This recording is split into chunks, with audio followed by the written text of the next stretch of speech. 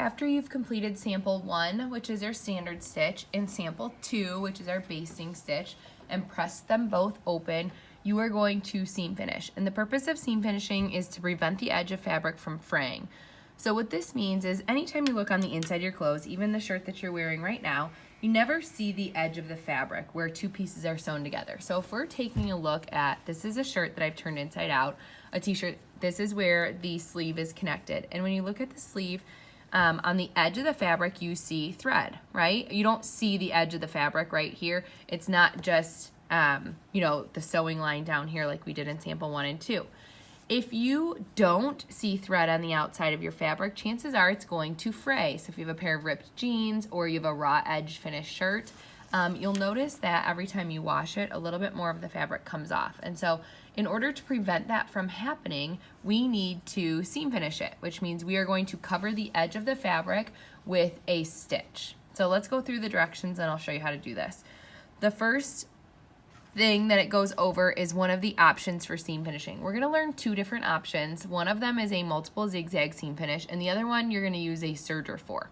So for the multiple zigzag seam finish, basically it's a 3-step zigzag that moves the needle from side to side of the fabric with the needle dropping in between. So what you're going to see is a stitch here, here, and here, and then it goes back. So you have that, it's not like the zigzag that we practice on our papers, you have that middle stitch too. It's a popular stitch that won't curl the fabric, and it's very effective for preventing unraveling. So in order to prevent our fabrics from falling apart. It's also an excellent stitch for mending tears in fabric. So if you have a hole in your fabric or a hole in a pair of pants or shirt, this is how you would fix it.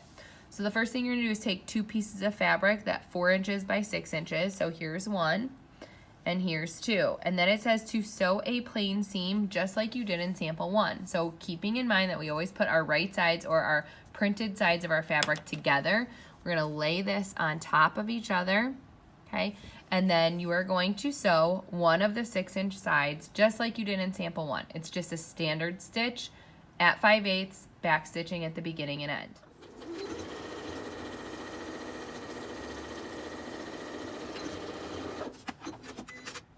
Now that we have our standard stitch, we've completed step B. Then it says to set the multiple zigzag stitch mode 1, stitch 13. So we're going to change the stitch to stitch 13.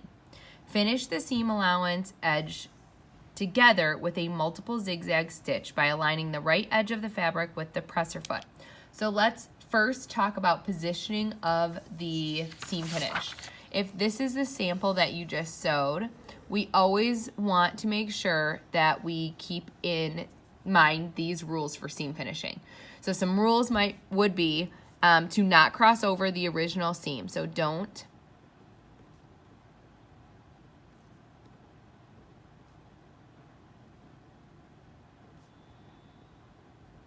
So you're staying in the seam allowance.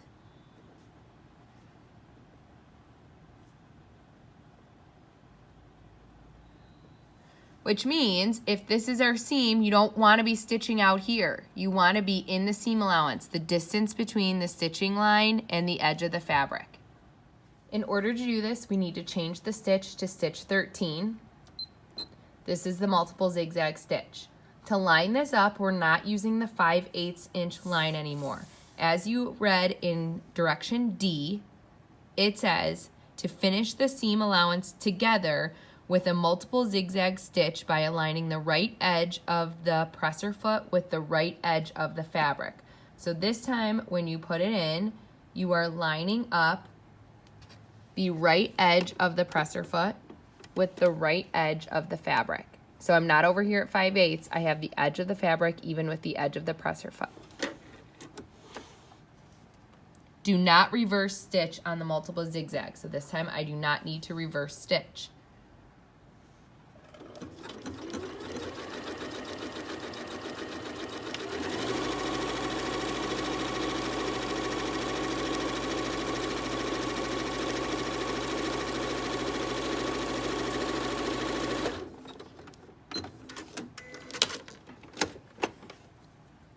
As a reminder, we just talked about the rules of seam finishing. The seam finish should always be in the seam allowance and never cross over the original stitch that you did in stitch B. So here's my original stitch, here's my seam allowance, or here's my seam finish, okay? It's not crossed over here. If it crosses over here, you're gonna change the size, because think about it, when we open it up, here's what it looks like now, but if you stitched here, it would be much smaller, okay? So you wanna make sure you're staying in the seam allowance. Next direction says to trim excess fabric to the right of the stitch. So in order to prevent fraying, just like on our t-shirt, how the stitching was right on the edge, we want to make sure that this isn't going to come apart when we wash it.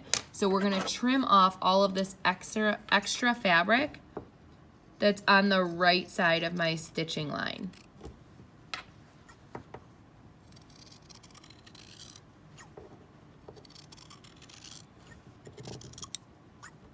So now I have the stitches right on the edge of the fabric. Try not to cut through the stitches because they will fray if you cut your stitching line. It'll come undone because you haven't backstitched, okay? So then the last step, step F, says to press the seam to one side. So you're going to open up your seam, open up your sample, sorry, and then take your seam and just fold it down to one side or the other, and then you're gonna iron this flat.